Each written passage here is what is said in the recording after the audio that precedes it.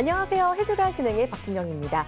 자, 기온이 40도가 넘는 기록적인 폭염이 이어지고 있습니다. 이게 거의 111년 만에 찾아온 최악의 더위라고 하는데요. 정말 아무것도 하기 싫은 날씨긴 하지만 그렇다고 손 놓고 아무것도 안 할 수는 없잖아요. 자, 올 여름이 열심히 달려서 최고 기온을 경신한 것처럼 우리도 조금 더 열심히 해서 계절 수익 최고치를 기록해보는 건 어떨까 합니다. 자, 해주가 오늘이 마지막 방송인데요. 그런 만큼 오늘 더 열심히 저희가 알찬 이야기 준비했으니까요. 오늘도 저희와 함께 끝까지 해주시길 바랄게요. 자, 그리고 해주가 조금 더 알차게 즐기는 방법이 있습니다. 바로 저희 홈페이지를 이용해 주시는 건데요. 참여 방법 화면으로 안내해 드리도록 하겠습니다. 먼저 포털 사이트에 해주가를 치고 저희 홈페이지에 들어와 주세요. 들어오시면 저희 전문가들의 사진이 쭉 보이실 겁니다. 사진을 클릭하고 들어오시면요. 전문가의 이력이 쭉 나오고요. 그 아래에 보시면 노란색으로 무료 채팅창 들어올 수 있는 버튼이 있고요. 그 아래에 보시면 빨간색으로 라이브 방송 들어올 수 있는 버튼도 있습니다. 소통 원하시는 분들 많이 이용해 주시면 되겠고요. 자, 그리고 또 홈페이지 화면 상단에 보시면 방송 다시 보기 버튼이 있습니다. 클릭하고 들어오시면요. 그동안 방송했던 저희 해주가 영상이 쭉 뜹니다.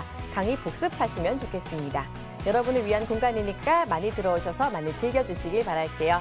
자, 본격적으로 해주가 시작을 해볼 텐데요. 해주가 마지막 시간은 가상화폐 이야기로 꾸며볼까 합니다. 오늘도 역시 최고의 전문가와 함께 하는데요. 누군지 화면으로 먼저 만나볼게요.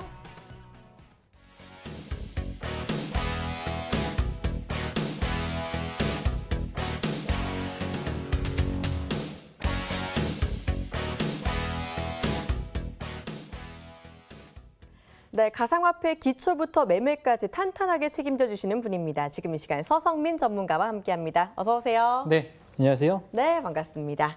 자, 전문가님 그동안 정말 이 시간을 통해서 많은 이야기도 들려주시고 종목 분석도 참 잘해주셨는데 네. 오늘이 또 총정리할 수 있는 마지막 시간이잖아요. 네, 오늘은 그렇습니다. 어떤 이야기 좀 더 기대해 볼 수 있을까요? 네, 오늘은 지난 시간에 이어서 지난 시간에 마지막에 배웠었죠. 비트코인의 기술적인 한계점들 때문에 뭐 하드포크라든가 소프트포크 거기에 이어서 대체 코인들까지 나오는 상황에 대해서 말씀을 드렸고요. 블록체인의 활용 가능성에 대한 부분을 강조를 드렸습니다. 그 활용 가능성이 무한하기 때문에 다른 코인들이 마구 태어나고 있는 상황이고요. 그런 상황들에 대해서 자세하게 정리해보는 시간을 가지도록 하겠습니다. 네, 좋습니다. 가상화폐의 대부분을 차지하는 게 바로 이 알트코인들인데요. 그거에 대한 이야기 준비하셨다고 하니까 오늘 강의도 조금 더 집중해 주시길 바랍니다. 자, 그리고 오늘도 역시 해주가 깜짝 퀴즈가 준비가 되어 있습니다. 잠시 후 나가는 퀴즈에 대한 정답 아시는 분은요. 전화번호 013-3366-8288번으로 문자 주세요. 정답 맞추신 분들 중에 딱 10분 선정해서 우리 서성민 전문가의 유료방송 3일 체험권을 선물로 드립니다. 그야말로 어디서도 못 듣는 이야기 들어볼 수 있는 마지막 기회니까 많은 참여 부탁드립니다. 드릴게요. 바로 퀴즈 들어보도록 하겠습니다. 전문가님, 오늘은 어떤 퀴즈 준비해 주셨나요? 자, 오늘 퀴즈 내용은요. 다음 중 가상화폐의 핵심 기술은 아주 쉬운 내용이고요. 자, 1번 블랙체인, 2번 블랙록, 3번 블록체인 이렇게 되겠습니다. 네, 어렵진 않은 것 같은데 조금 더 눈을 크게 뜨고 잘 찾아보셔야 될 것 같습니다. 비슷비슷한 이름들이 보기로 올라와 있는데요. 자, 정답 아시는 분은 바로 문자 보내주시고요. 혹시라도 헷갈리시는 분들은 저희가 중간에 힌트 드릴 테니까 끝까지 저희와 함께해 주시길 바랍니다. 자, 잠시 후 저희는 본격적인 강의로 돌아오도록 하겠습니다.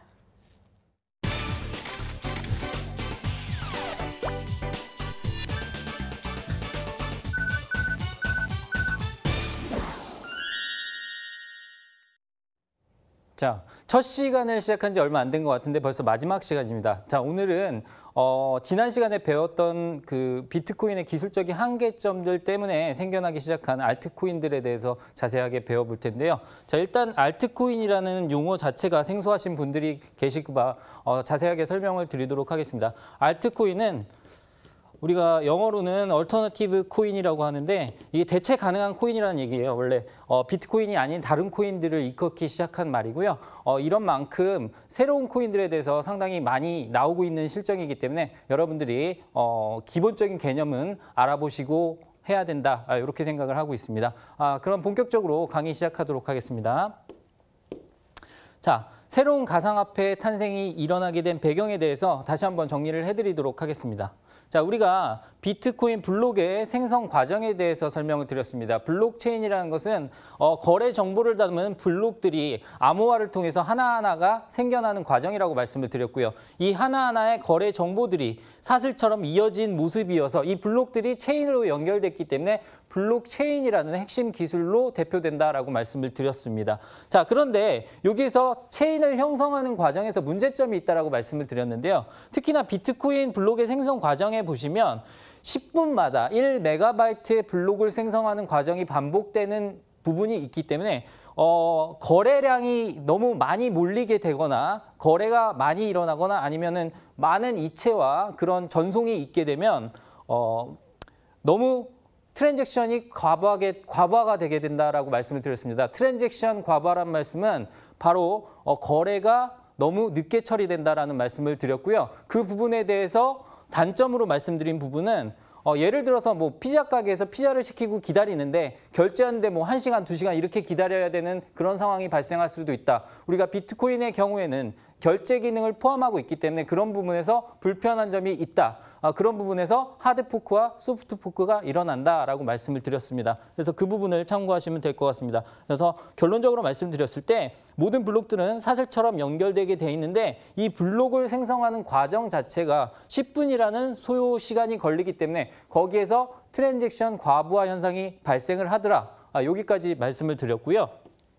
다음 화면 통해서 말씀을 추가적으로 드리도록 하겠습니다. 자, 이런 경우 문제점이 발생하더라라고 말씀을 드렸는데요. 방금 말씀드렸던 트랜잭션 과부하 현상이라고 말씀을 드렸습니다.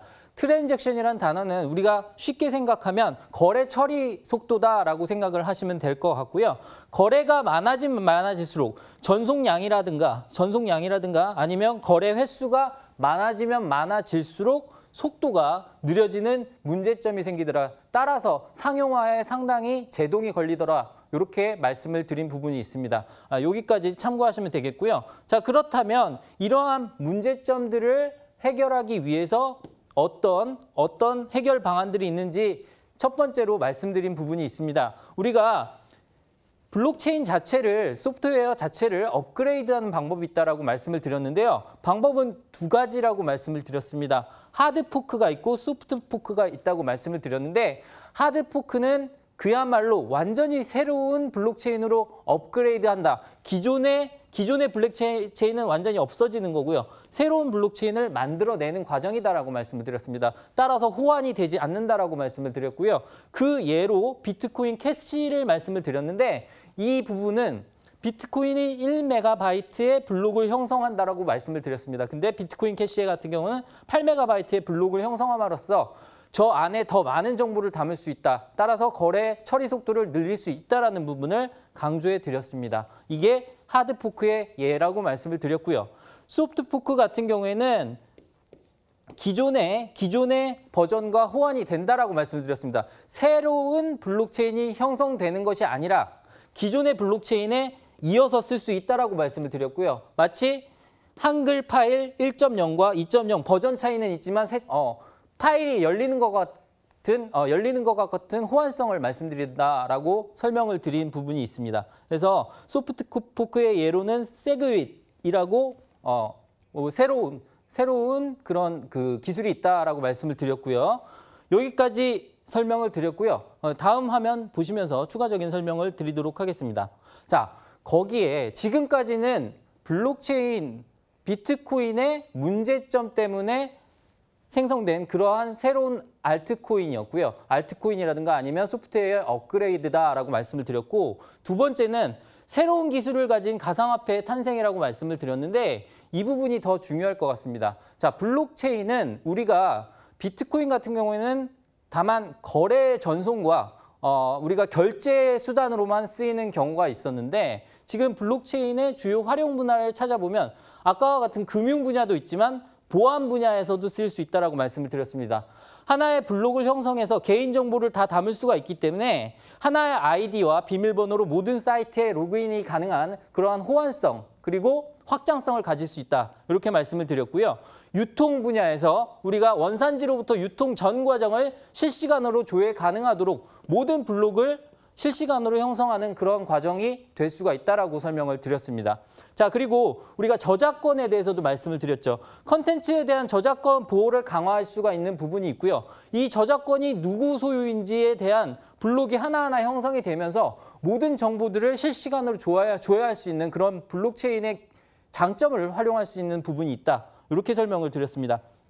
또한 계약의 부분에서 사용될 수도 있다라고 말씀을 드렸는데 이 계약 부분을 잘 보셔야 됩니다. 계약서와 도장이 필요하지가 않습니다. 자, 우리 시청자 여러분들이 계약이라고 하면 뭔가 복잡한 계약을 생각하시는데요.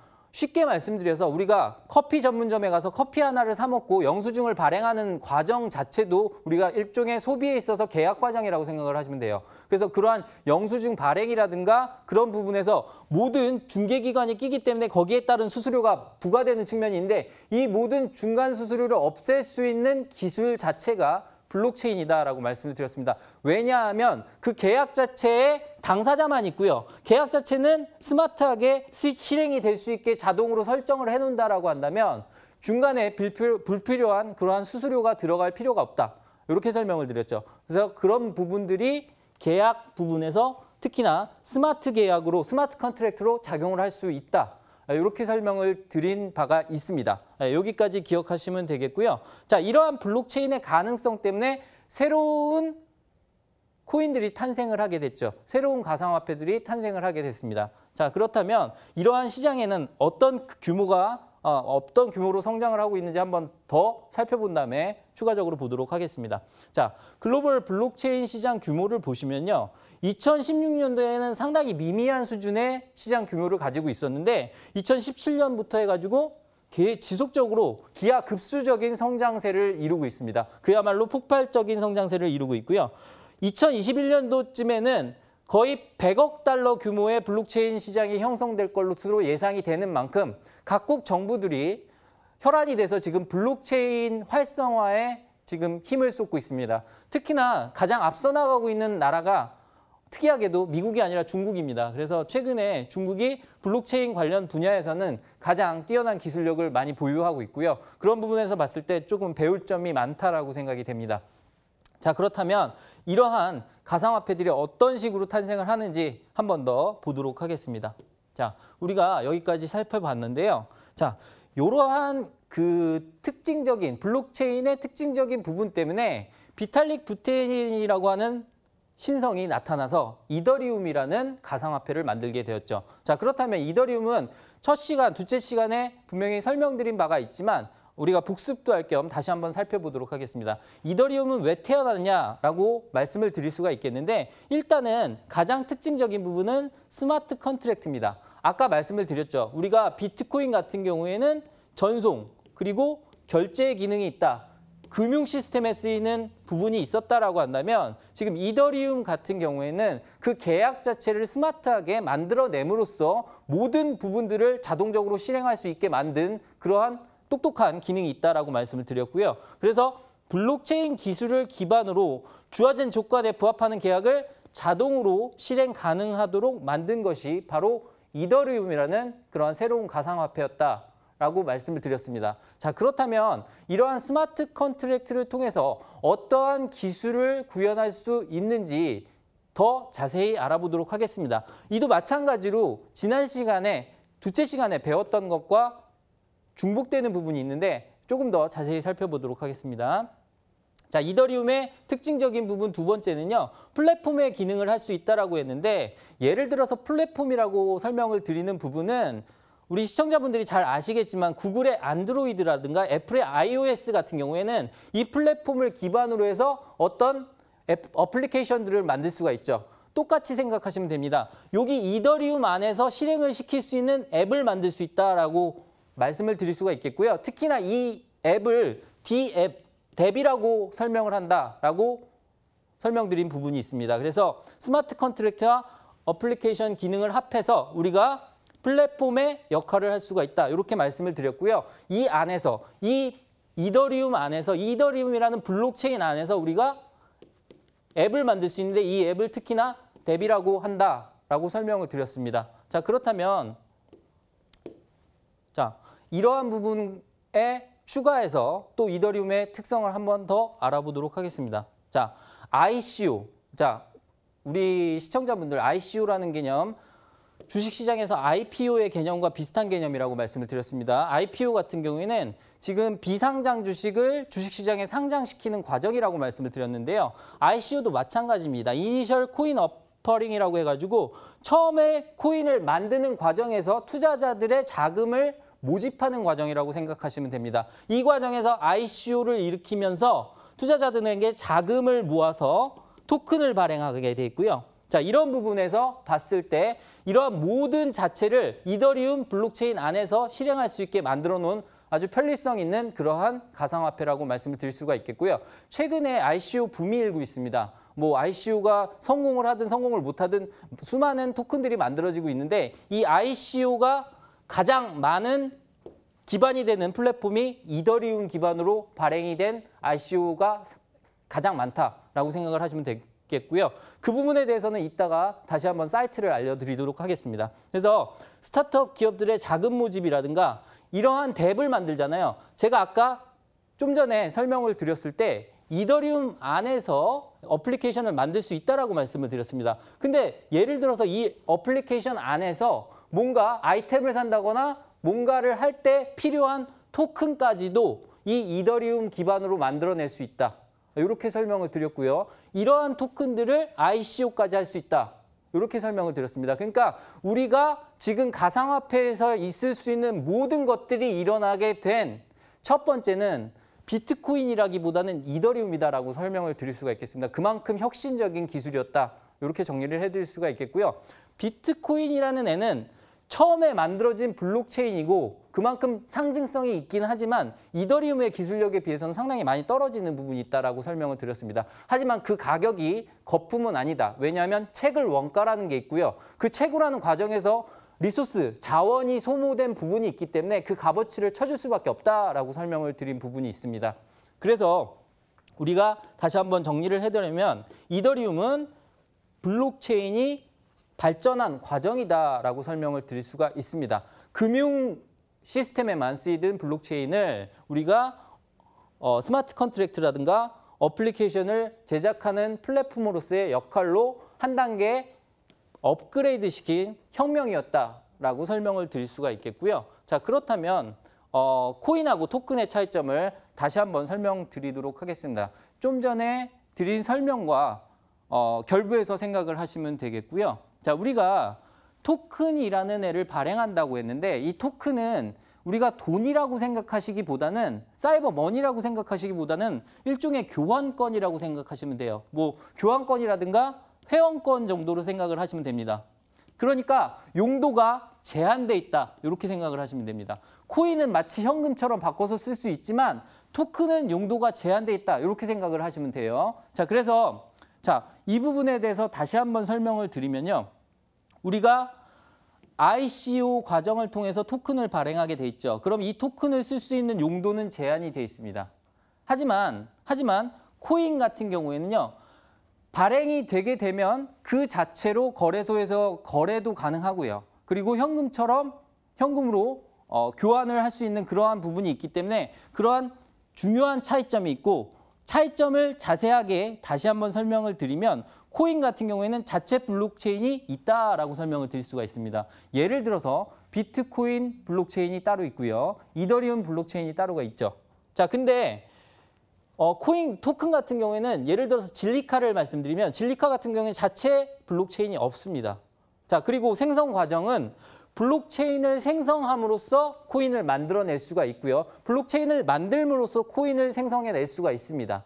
하지만 우리가 토큰 같은 경우에는 뎁을 이용해서 그 뎁 안에 쓰이는 애를 만들어내는 게 토큰이다. 이렇게 설명을 드릴 수가 있습니다. 자, 그렇다면 질문이 있을 수가 있는데 이 토큰은 코인이 될 수 없습니까? 라고 물어보시는 분들이 있습니다. 거기에 제가 준비를 해서 말씀을 드리겠는데요. 예를 들어서 이오스를 말씀을 드리도록 할게요. 이오스는 원래는 이더리움 기반의 토큰이었는데요. 아주 성공적인 ICO를 마치고 나서 자체 메인넷을 런칭을 했습니다. 자, 여기서 또 어려운 단어가 나오는데 메인넷이라는 단어가 나오죠. 이 메인넷은 쉽게 말해서 자체의 블록체인이다라고 생각을 하시면 돼요. 그래서 메인넷을 런칭하게 되면서 자체 블록체인을 갖게 되면 얘는 토큰이 아니라 이제는 코인으로 업그레이드가 된다.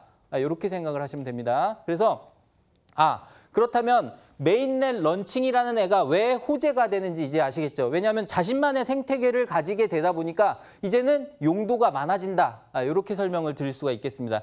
예를 들어서 다시 한번 설명을 드릴게요. 만약에 진리카라는 애를 송금을 한다라고 한다면 토큰이기 때문에 송금 수수료 자체를 진리카로 지불을 할 수가 없게 됩니다. 얘는 당연히 이더리움 기반이기 때문에 수수료 자체를 뭐로 내야 된다? 이더리움으로 내게 됩니다. 하지만 이더리움은 전송을 할 때 그냥 이더리움으로 내면 되죠. 그래서 그러한 차이점이 있다. 자, 다시 한번 토큰은 용도가 제한돼 있다. 코인은 용도가 제한이 없다. 자체 블록체인이 있는 게 코인이고 자체 블록체인이 없으면 토큰이다. 토큰이 코인이 되는 과정은 메인넷 런칭을 통해서 가능하다. 이렇게 정리를 해드리도록 하겠습니다. 자, 여기까지 조금 어려운 내용일 수가 있겠는데요. 시간의 제약이 있다 보니까 좀 자세한 내용은 나중에 제 방송에 오시면 확인하실 수 있을 겁니다. 자, 그러면은 우리가 토큰이라는 애를 어떻게 하면 찾아낼 수 있을까요? 얘는 어떤 블록체인 기반의 토큰인지 알아보는 방법은 쉽습니다. 자, 우리가 코인마켓캡이라는 저러한 사이트가 있는데요. 우리가 가상화폐 볼 때 상당히 중요한 사이트 중에 하나입니다. 여기 www.coinmarketcap 그리고 슬래시하고 토큰스라고 치시면요. 여기 접속을 하시면 토큰의 내용들이 쫙 나오는데요. 보시면 1번 테더, 2번 바이낸스 코인, 3번 오미제고 뭐 이런 것들이 있습니다. 이런 것들을 잘 보시면 옆에 플랫폼이 딱 나오게 돼 있습니다. 플랫폼이 여기 다 적혀 있죠. 자, 테더 같은 경우만 제외하고는 거의 모든 코인들이 이더리움이라고 플랫폼이 돼 있죠. 그래서 우리 시청자분들이 나중에 찾아보시면 아시겠지만 가장 널리 쓰이고 가장 최초에 쓰인 플랫폼은 이더리움이다. 이렇게 생각을 하시면 될 것 같습니다. 가장 먼저 나온 코인은 비트코인이지만 비트코인 기반의 코인들은 찾아보기 힘듭니다. 비트코인 기반의 토큰들은 찾아보기 힘들지만 이더리움 기반의 코인들은 상당히 많이 있어요. 그만큼 혁신적인 코인의 역할을 새로 만들어낸 그러한 가상화폐였다라고 설명을 드릴 수가 있겠고요. 최근에 뭐 여러 가지 코인들이 나오는데 그 배경이 되는 가장 기본적인 틀이 이더리움이었다라고 생각을 하시면 될 것 같습니다. 우리가 비트코인을 볼 때는 어느 정도 조상님격으로 생각을 하시면 되고요. 최초의 조상님격으로 생각을 하시면 되겠고 적극적인 그리고 본격적인 발전을 시작한 건 이더리움부터였다라고 생각을 하시면 될 것 같습니다. 자, 그러면 여기까지 보시면 오늘 강의 내용 여기까지 정리를 해드리도록 하겠습니다. 네, 그동안 우리 전문가님의 강의를 쭉 보신 분들은 거의 이제 가상화폐 준 전문가가 되지 않았을까라는 생각이 드는데요. 코인의 역사급이었죠. 재밌게 들어봤고요. 잘 기억해 주시길 바랍니다. 자, 실전 매매에 적용할 수 있는 이야기는 바로 이어갈 테니까 조금만 기다려 주시고요. 더 자세한 이야기 듣고 싶으신 분들 마지막 기회인 퀴즈에 참여해 주시면 되겠습니다. 자, 가상화폐 정보 매매 이야기 듣기 쉽지 않잖아요. 이번에 퀴즈 정답 보내주시면 많은 이야기 들을 수 있으니까 이번 기회 절대 놓치지 마시길 바랍니다. 자, 전문가님 오늘의 퀴즈 한 번 더 짚어주시면서 이번에는 힌트까지 좀 같이 부탁드릴게요. 네, 좀 전에 제가 계속 무슨 체인이라고 계속 말씀을 드렸는데 블랙은 아니었던 것 같습니다. 자, 다음 중 가상화폐의 핵심 기술은 1번 블랙체인, 2번 블랙록, 블랙록은 자산운용사 이름이죠. 3번 블록체인. 네, 답이 쉬울 거라고 생각을 하네요. 네, 블록들이 이어진 거를 생각하시면 괜찮을 것 같아요. 정답을 이제 거의 다 맞추실 수 있을 것 같은데요. 정답 아시는 분은요. 전화번호 013-3366-8288번으로 문자 주세요. 저 정답 맞추신 분들께 10분에 한해서 우리 서성민 전문가의 유료방송 3일 체험권 선물로 드립니다. 저희는 잠시 후에 돌아오도록 하겠습니다.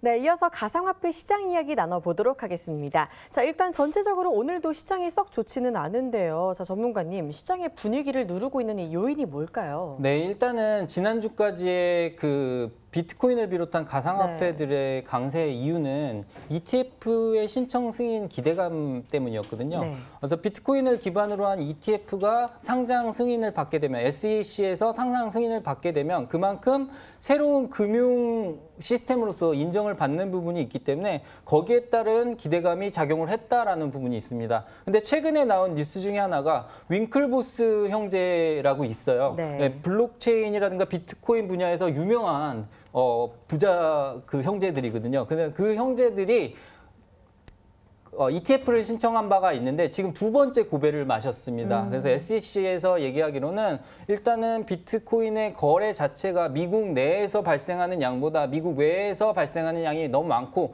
투자자 보호에 관한 부분이 아직은 미흡하다라는 판결을 내렸기 때문에 그 부분에서 투심이 약간 꺾였다라고 설명을 드릴 수가 있겠고요. 하지만 제가 분명히 말씀드리고 싶은 거는 윙클보스 형제의 ETF 같은 경우에는 최근까지만 해도 뭐 상장 승인 신청을 받을 거다라는 기대가 거의 없었습니다. 우리가 기대하고 있는 바는 미국의 시카고 옵션 거래소죠. CBOE에서 신청한 ETF의 상장 승인을 기다리고 있는 바고요. 그 상장 승인에 대해서는 9월 달에 판결을 내리겠다라고 연기를 한 상황이기 때문에 9월까지는 좀 지켜봐도 되는 상황이다라고 여겨지고요.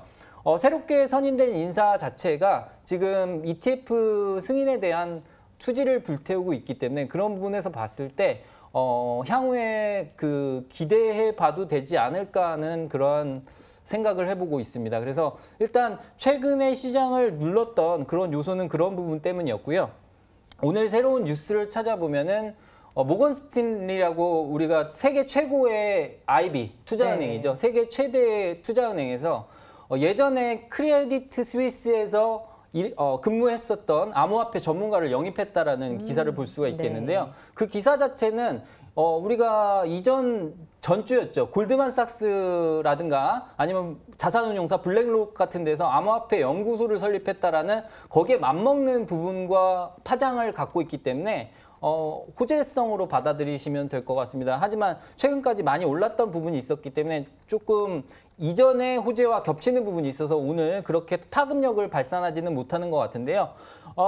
비트코인의 움직임 같은 경우에는 어느 정도 하단 지지선을 보여주는 만큼 앞으로 기대가 되는 부분이 있다. 이렇게 정리를 해드리도록 하겠습니다. 네, 말씀해 주신 대로 골드만삭스에 이어서 모건 스탠리까지 전반적으로 암호화폐 시장에 대해서 조금씩 마음을 열고 있는 움직임이 나타나고 있는 만큼 일단 추후에 이 시카고 옵션 거래소의 비트코인 ETF가 승인될지도 모르는 9월까지는 조금 더 기다려보는 게 좋겠다라고 말씀해 주셨습니다. 지금 암호화폐 이슈 잘 들어봤고요. 지금 시장 조금 더 자세히 보도록 하겠습니다. 좀 새파란 움직임 보이고 있는데요. 일단 비트코인이 하락하고 있기는 하지만 그래도 아직까지 850만 원대 지지하는 움직임은 보여주는 것 같거든요. 네네, 그렇습니다. 네. 지금 일단은 다른 코인들, 다른 알트코인들에 비해서는 비트코인이 네. 상당히 강력한 모습을 보여주고 있습니다. 차트로 비교를 해드리도록 할게요. 네. 자, 일단 비트코인의 차트를 보시면 비트코인 같은 경우는 지금 꾸준히 우상향을 그리다가 지금 조정을 단기간 보이고 있는 상황입니다. 하지만 네. 850만 원대의 거래량을 실으면서 지지해주고 있는 모습을 보실 수가 있고요. 지금 차트 자체가 우상향에서 벗어나지는 않은 모습입니다. 자, 비교를 해볼게요. 이더리움과 비교를 해보면 이더리움은 일단 차트 자체가 많이 우하향하고 있는 모습을 보실 수가 있습니다. 네. 지금 이더리움 같은 경우는 50만 원을 깨고 오히려 밑으로 내려오고 있는 모습을 보실 수가 있는데 이만큼 이더리움은 기술력은 뛰어나지만 최근에 그 앱에서의 그러한 그 트랜잭션 과부하 현상이 너무 많이 걸리는 부분이 있어요. 그래서 그런 부분들이 반영이 됐다라고 생각이 들고요. 어느 정도 지금 하향 추세를 그리고 있는 만큼 지금 투자하기에는 조금 무리가 있다라는 부분이 보여집니다. 자, 그리고 대표적인 코인 중에 하나죠. 리플 같은 경우도 다시 한번 보도록 하겠습니다. 리플 같은 경우는 우리가 비트코인보다는 못하지만 이더리움보다는 잘 지켜주고 있는 모습이고요. 제가 분명히 말씀드린 부분이 있습니다. 리플 같은 경우에는 500원 초반에는 충분히 매수 가능한 코인이다라고 말씀을 드린 부분이 있고요. 어제도 마찬가지입니다. 500원을 일시적으로 깼을 때 거래량을 상당히 실어주면서 밑에서 받쳐주는 모습을 보실 수가 있는데 이런 부분에서 봤을 때 리플도 지금 가격대는 상당히 매력적인 구간이다라고 여겨집니다. 그리고 지난 4월 달과 비교했을 때 리플의 위치가 지난 4월 달을 그냥 정리해서 말씀드리면 비트코인과 리플 같은 경우에 동반 상승한 부분이 있습니다. 근데 최근에는 비트코인 혼자 상승하고 리플은 떨어져 있어요. 그래서 그런 부분을 봤을 때 어느 정도 상승 효과를 누릴 수 있지 않을까, 늦게나마 상승 효과를 누릴 수 있지 않을까 하는 생각이 들고요. 좀 지켜볼 만한 코인이다, 이렇게 말씀을 드릴 수가 있겠습니다. 네, 이렇게 시장에서 크게 움직이는 코인들 잠깐 봐주셨는데요. 자, 궁금한 게 아까 전에 우리 전문가님 강의 들어보니까 네네. 이더리움이 기술력도 정말 좋고 확장성도 정말 큰 것 같다라는 생각이 들거든요. 네네. 뭐 토큰들도 이더리움을 좀 기반으로 기능들을 하고 있는 것 같고 네. 그런데 왜 이렇게 생각보다 안 가고 계속 우하향하고 있는 걸까요? 네, 일단은 첫 번째 이유를 말씀드리면요. 일단은 제가 전에도 말씀드렸지만 아까 말씀드렸죠. 네. 지금 블록체인 기술 분야에서 상당히 앞서 나가고 있는 나라가 중국입니다. 근데 중국 정부에서 야심차게 블록체인 기술력 분야의 1위 기업들을 발표하고 있어요. 순위별로 발표를 하고 있는데 원래는 이더리움이 1위 자리를 내준 적이 없었거든요. 근데 지난달이죠. 지난달 처음으로 이오스에게 그 자리를 내주게 되었습니다. 그리고 나서 계속적으로 계속 밀리고 있습니다. 네. 그래서 그런 부분으로 봤을 때 그 부분의 가장 큰 부분이 아까 말씀하신 확장성 부분이거든요. 우리가 네. 스케일러빌리티라고 해서 확장성 부분이 있는데 그 확장성이 일단은 비트코인보다는 확장성이 좋습니다만 네. 지금 트랜잭션 과부하 현상을 말씀드렸잖아요. 처리 속도가 너무 떨어졌어요. 그렇기 때문에 그랬을 때는 확장성이 떨어진다라고 말씀을 드릴 수가 있거든요. 네. 그러면 이 확장성을 늘리기 위한 노력들이 필요합니다. 그 노력 중에 일부가 뭐 샤딩이라든가 하는 기술들인데 그 기술을 기반으로 뭐 진리카가 만들어진 적이 있고요. 이오스 같은 경우에는 의사결정 자체를 투표를 통해서 간소화했습니다. 그런 부분들로 트랜잭션을 3000 TPS까지 끌어올린 부분이 있고요. 그래서 그런 부분을 봤을 때 다른 코인들의 발전 속도가 워낙 빠르기 때문에 이더리움 내에서의 혁신적인 개선 부분이 보이고 있지 않다라는 부분, 그 부분이 지금 투심에 영향을 미치고 있다. 이런 생각이 듭니다. 네, 정말 자세한 이야기까지 설명을 해주셨습니다. 일단은 확실히 괜찮은 코인이긴 하지만 여러 가지 시장 심리 때문에 못 가고 있다라고 좀 분석을 해볼 수도 있을 것 같고요. 자, 지금 현재 업비트 거래소에서 거래량이 많은 코인들이 에브리피디아 그리고 시빅이 보이고 있습니다. 지금 변동성이 어마어마한데 네네. 신규 코인들인가요? 네, 에브리피디아 같은 경우는 신규 코인이죠. 신규 네. 코인이고요. 지금 차트를 잠깐 보시도록 하시겠습니다. 자, 네. 보시면 진짜 끔찍한 차트가 나왔어요. 끔찍한 그러게요. 차트. 이거 뭐 너무 무섭네요. 이 정말. 무슨 거꾸로 든 닭꼬치 같은 모양이죠. 이게 그러게요. 꼬치가 네. 엄청 깁니다. 근데 그쵸? 이 꼬리가 이만큼 길다는 건 지금 가격으로 말씀을 드릴게요. 네. 자, 오늘 내가 아침에 시작했을 때 얼마에 시작을 했냐면 30원에 시작을 했어요. 네. 근데 고가가 얼마냐? 350원입니다. 350원. 너무 제가 심하네요. 봤을 때는 아까 350원대 거래량이 상당히 많았거든요. 네. 350원에 사신 분들이 많은데 지금 얼마입니까? 33원이에요. 어떡해요. 아침에 샀다 그러면 10분의 1 토막이 났습니다. 1000만 원 사셨으면 지금 100만 원 남아 있어요. 네. 제가 그러네요. 분명히 하루아침에. 말씀드렸죠. 신규 상장 코인들 건드리지 마시라고 말씀드렸습니다. 이거 네. 세력의 장난질입니다. 이거 잘못 걸리시면 진짜 하루 만에 너무 험한 꼴을 당하게 되십니다. 그렇기 때문에 우리 그러게요. 투자자분들 이런 신규 상장 코인 정말 조심하셔야 되고요. 시빅도 보실까요? 시빅. 네. 마찬가지네요. 발음 네, 주의하셔야 되고요. 네. 네. 네, 가격 움직임이 진짜 네, 그렇습니다. 네. 어마어마합니다. 오늘 보시면 오전에 시가가 200원대 시작을 해서 700원까지 갔었습니다. 지금 얼마입니까? 230원이에요. 그러네요. 다시 다 되돌렸네요. 우리 시청자 여러분 제발 부탁입니다. 자, 이런 발음도 이상한 이런 코인들, 네, 상장하자마자 반갑다고 이렇게 마구 매수하시면 안 됩니다. 그래서 신규 상장 코인들에 대해서는 특히나 저가 코인에 대해서는 기술력이고 뭐고 필요 없습니다. 무조건 그냥 투기 세력이라고 생각을 하시면 돼요. 그래서 그런 부분들 생각하셔서 잘 판단하셔서 이런 코인들은 피해서 매매하시기 바라겠습니다. 네, 맞습니다. 정말 혹하기 좋은 코인이긴 하지만요. 이렇게 신규 상장 코인 하루 만에 크게 손실 날 수 있다는 점 기억해 주시고 신규 상장 코인은 되도록이면 접근을 안 하는 게 좋겠다라고 아주 강력하게 말씀해 주셨습니다. 꼭 기억해 주시길 바랄게요. 자, 이번에는 가상화폐 궁금증 해결해 보는 시간 가져가 보도록 하겠습니다. 자, 오늘 옆에 계신 전문가님이 어떤 질문에 답해 드릴지 화면으로 먼저 만나볼게요. 가상화폐도 1세대, 2세대, 3세대로 종목을 구분하던데요. 그 차이점이 뭔지 궁금합니다. 네, 그렇습니다. 가상화폐에도 좀 세대 구분이 있는 것 같은데 어떤 걸 기준으로 1세대, 2세대, 3세대를 구분을 하는 걸까요? 네, 세대 구분은 일단은 사실은 이게 정확한 사전적 의미는 아닙니다. 네. 우리가 어떻게 하다 보니까 세대 구분을 하게 됐고요. 네. 그 대표적인 게 이제 기술력이다라고 생각을 하시면 될 것 같아요. 그래서 첫 번째는 일단 당연히 네. 그 시조세죠. 예, 시조세인 비트코인이 1세대라고 칭할 네. 수가 있겠고요. 1세대는 그냥 블록체인이라고 생각을 하시면 됩니다. 1세대 블록체인이라고 해서 기본적으로 결제와 송금 기능을 가지고 있다라고 생각을 네. 하시면 되겠고요. 비트코인을 이용한 금융 시스템이다라고 생각을 하시면 됩니다. 네. 자, 그렇다면 그거에서 아까 말씀을 드렸죠. 거기에서 블록체인이라는 기술이 거기에 한정되기에는 너무 활용 가능성이 높다라고 말씀을 드렸어요. 그렇기 때문에 태어난 게 2세대라고 말씀을 드릴 수가 있겠고요. 대표적인 코인이 당연히 이더리움이겠죠. 자, 이더리움이 2세대인 이유는 기존에 있었던 블록체인의 기능 플러스 그 안에서 스마트 컨트랙트를 통해서 D앱을 제작할 수 있는 플랫폼 기능을 할 수 있다라고 말씀을 드렸고요. 이 스마트 컨트랙트, 즉 똑똑한 계약, 스마트 계약 시스템이 들어간 블록체인을 2세대 블록체인 또는 2세대 가상화폐라고 부른다라고 정의를 해드릴 수가 있겠고요. 자, 여기에서 더 나아가서 3세대는 사실은 자기네들이 붙인 이름입니다.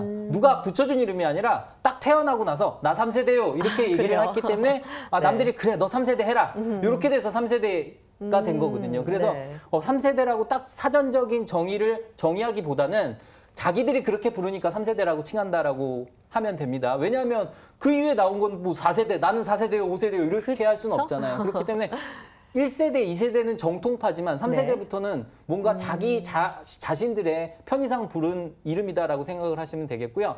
3세대는 2세대의 문제점을 개선하기 위해서 나왔습니다. 아까 말씀드렸지만 이더리움 같은 경우에는 트랜잭션 과부하가 걸린다라고 말씀을 드렸는데 네. 왜냐하면 너무 많은 코인들이 생겨났지만 기존의 의사결정, 합의 알고리즘 시스템의 개선은 없었습니다.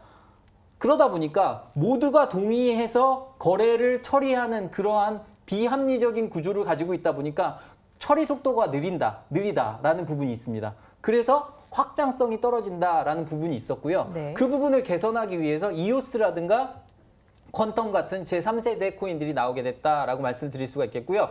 이 코인들은 그 속도를 어떻게 높였느냐 하면 투표를 통해서 대표자들을 선출해서 100명이 내릴 의사결정을 예를 들어서 이오스 같은 경우에 21명이 의사결정을 내리게 되면 그만큼 결정 시간이 빨라지잖아요. 네. 그런 부분들을 개선을 해서 3세대 가상화폐들이 나오게 됐다. 이렇게 정리를 해드리도록 하겠습니다. 네, 세대별 차이 점을 확실하게 구분을 해주셨습니다. 일단 기본적으로 기술력으로 구분이 된다는 점 참고해 주시면 좋겠습니다.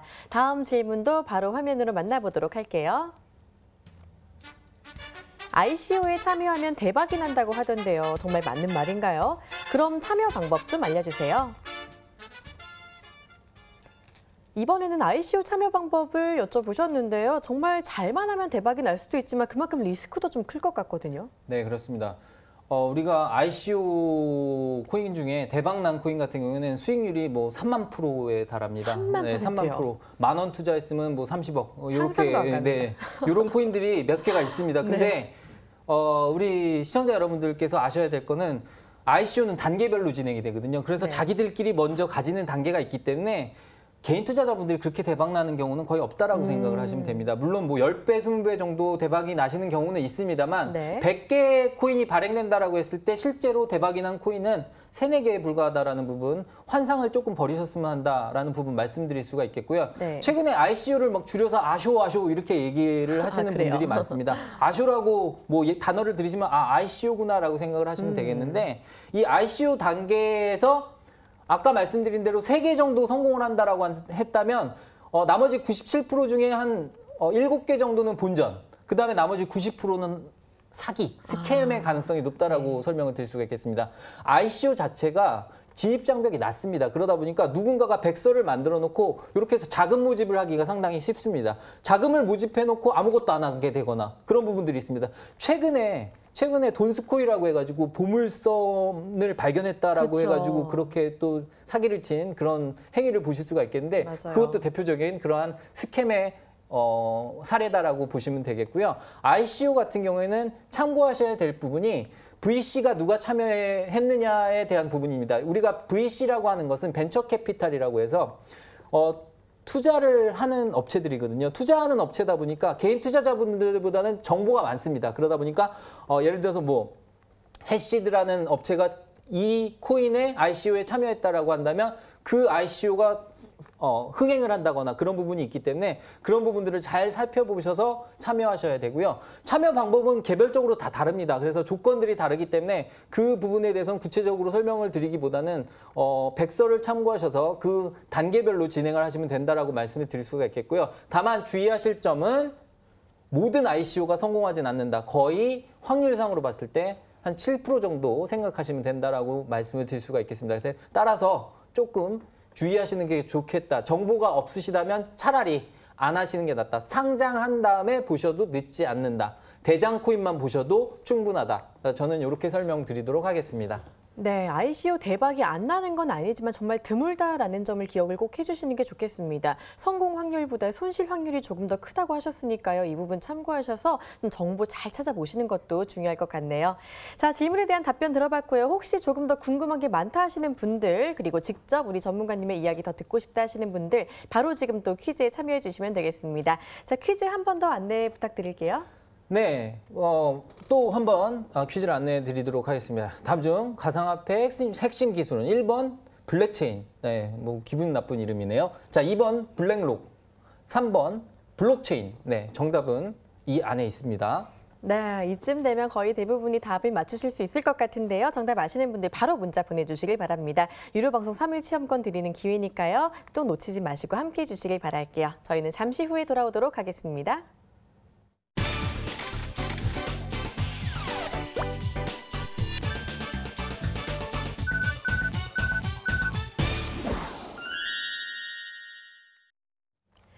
네, 아직까지 가상화폐 종목 뭘 봐야 될지 모르겠다 하시는 분들 지금 이 시간 꼭 집중해 주시면 좋겠습니다. 수많은 종목 중에서 어떤 종목이 잘 갈지 조금 더 뽑아드리는 시간인데요. 자, 먼저 이번 주 종목 보기 이전에 먼저 지난 종목부터 에이스를 해보도록 하겠습니다. 요즘 참 변동성이 큰 장인데도 불구하고 이전해 주신 종목으로 수익을 또 내셨다고요.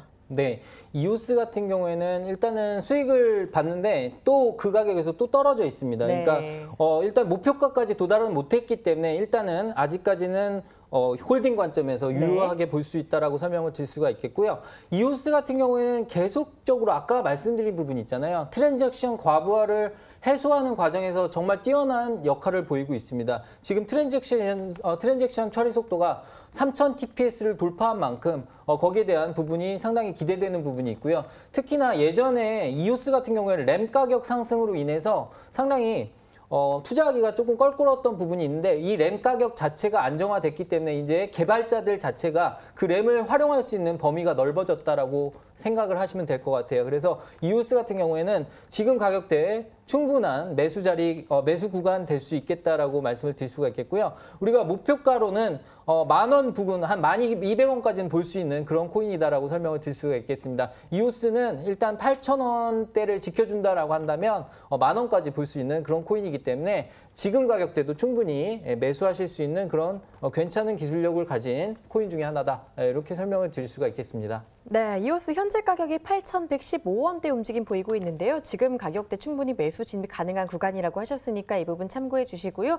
지난번에 사서 가지고 계셨던 분들 조금 더 홀딩해 주시면 이 10,000원까지 목표가 바라볼 수 있겠다라고 말씀해 주셨습니다. 참고해 주시고요. 자, 그리고 오늘의 종목 조금 더 기대가 되는데 어떤 종목 가지고 오셨나요? 기대가 크신 분들은 실망을 하실 수도 있습니다. 왜냐하면 비트코인이기 때문이죠. 왜냐하면 우리가 주식으로 따지면 삼성전자 추천하는 거랑 마찬가지이기 때문에 그러실 수가 있는데 지금 시장 상황 때문에 더 그렇습니다. 시장 상황이 안 좋다고 해서 코인 투자하시면 안 됩니다. 이렇게 말씀드리기가 그렇고요. 그거 아니고 지금 비트코인 자체는 ETF 승인 심사가 거절되면서 떨어졌지 않습니까? 근데 그 ETF가 그 ETF가 아니다라는 점에서 오히려 매수 기회다라고 설명을 드릴 수가 있겠습니다. 왜냐하면 우리가 기대하고 있었던 ETF 승인권은 아까도 설명을 드렸지만 시카고 옵션 거래소에서 발행한 ETF입니다. 윙클보스 형제가 발행한 그 ETF가 아니거든요. 그래서 그런 부분에서 봤을 때 비트코인은 아직 상승 요인을 가지고 있다라는 생각을 할 수가 있겠고요. 차트상으로 봤을 때 850만 원대는 강력하게 지지해주는 모습을 보이고 있다.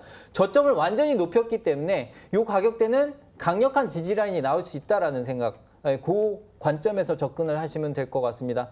그리고 주의하실 점은 비트코인을 만약에 매수하신다고 그랬을 때 우리가 종목명 헷갈릴 수 있잖아요. 주식도 네. 비슷한 종목들이 있으면 헷갈릴 수가 있는데 비트코인 짝퉁도 아닌데 버트코인이라고 또 있습니다. 맞아요. 저도 봤어요. 헷갈리시면 안 됩니다. 네. 가격 차이가 워낙 많이 나기 때문에 그렇죠. 헷갈리실 일은 없겠지만 비트코인입니다. 버트코인 아닙니다. 그래서 비트코인 850만 원대, 50만 원대 매수 가능하다. 이렇게 말씀을 드릴 수가 있겠고요. 자, 그렇다면 가격 전략을 정확하게 한번 살펴보도록 하겠습니다. 자, 우리가 가격 전략을 제시해 드릴 때는요. 제가 차트를 활용하는 부분이 있습니다. 우리가 차트를 활용할 때 예를 들어서 7일선, 31선을 본다. 이렇게 접근을 하는 경우도 있고요. 기존의 이전의 저점에서 거래량이 포착됐다라고 한다면 그 저점 부근에서의 매수 이렇게 말씀드리는 경우가 있는데 이번 경우는 후자라고 말씀을 드릴 수가 있겠습니다. 850만 원대는 거래량을 상당히 많이 실으면서 지지해주는 모습을 보였기 때문에 이번에도 마찬가지입니다. 850만 원 매수 가격 드리도록 하겠고요. 네. 목표가는 기존의 고점 부근이었던 970만 원까지는 조금 힘들 것 같고 950만 원까지 목표가를 제시해 드리도록 하겠습니다. 한 15% 정도 수익을 노리시고 들어가시는 전략 제시해 드리도록 하겠고요. 손절가는 좀 짧게 제시해 드리도록 하겠습니다. 지금 800만 원대는 지켜줘야 되는 모습입니다. 왜냐하면 800만 원대를 붕괴하게 되면 기존에 700만 원대까지 밀릴 수 있는 가능성이 높기 때문에 800만 원 손절가 제시해 드리면서 목표가 950만 원, 진입가 850만 원 제시해 드리도록 하겠습니다. 네, 이렇게 가격 전략 알아봤습니다. 아직까지 시카고 옵션골에서의 ETF 승인 기대감이 남아있는 만큼 재료가 남아있는 종목으로 대장주 비트코인 주셨고요. 자, 비트코인 같은 경우 좀 장기적으로 갖고 가고 싶다 하시는 분들도 계시는데 네네. 한때 2,500만 원까지 올랐던 이 종목 좀 중장기적으로는 어디까지 오를 수 있다고 보시는지 짧게만 부탁드릴게요. 네, 지금 혹자는 비트코인이 25,000불까지 간다는 네. 얘기도 합니다. 하지만 제가 생각했을 때는 좀 합리적인 수준에서 봤을 때 한 1,100만, 1,200만까지는 무난하지 않나라는 생각을 해봅니다. 일단 중장기적인 시각에서 말씀을 드렸고요. 네. 차트적인 측면에서 분석을 했을 때 한 1,100만 원, 1,200만 원 정도까지는 중장기적으로 볼 수 있다. 이렇게 정리를 해드리도록 하겠습니다. 네, 이렇게 마지막 실전 종목 비트코인에 대해서 알아봤습니다. 이번 주 함께 참고해 주시길 바랄게요. 저희는 잠시 후에 돌아오도록 하겠습니다.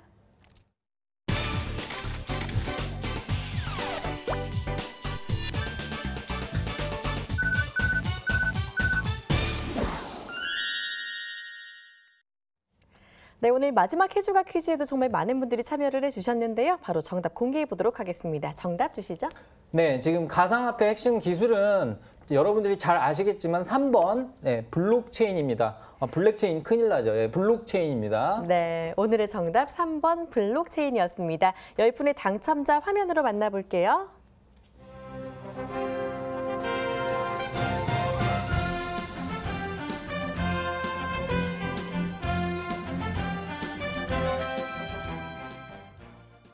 네, 10분 축하드립니다. 자, 그리고 방송 끝나고 나서도 저희 소통 원하시는 분들은요, 홈페이지 이용해 주시면 되는데요. 참여 방법 안내해 드릴게요.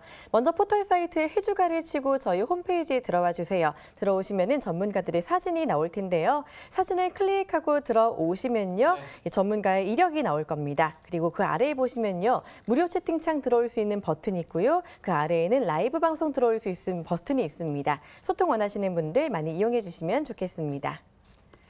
네, 그리고 오늘 서성민 전문가님 해주가 마지막으로 함께 해주셨는데 네네. 마지막으로 우리 시청자분들께 꼭 드리고 싶은 한마디 부탁드릴게요. 네, 우리 시청자 여러분들께 제가 드리고 싶은 말은 단 하나입니다.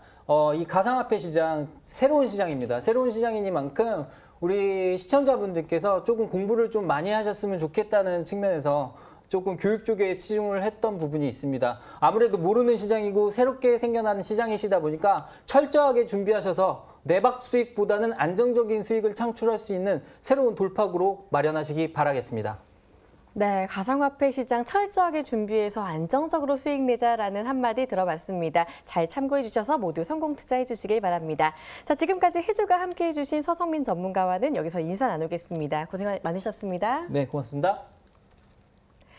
네, 그동안 해외 선물과 가상화폐 투자를 해주가가 정말 가감없이 이 자리를 통해서 공개를 했는데요. 여러분께 정말 많은 도움이 되었을 거라고 생각을 합니다. 자, 밤 11시 저희와 항상 함께해 주셔서 정말 감사하고요. 다음 주부터 시작되는 정말 리얼한 코인 투자를 보여줄 코인 캐치까지도 많은 시청 부탁드립니다. 자, 저희는 여기서 인사드리도록 하겠습니다. 시청해 주신 여러분 고맙습니다.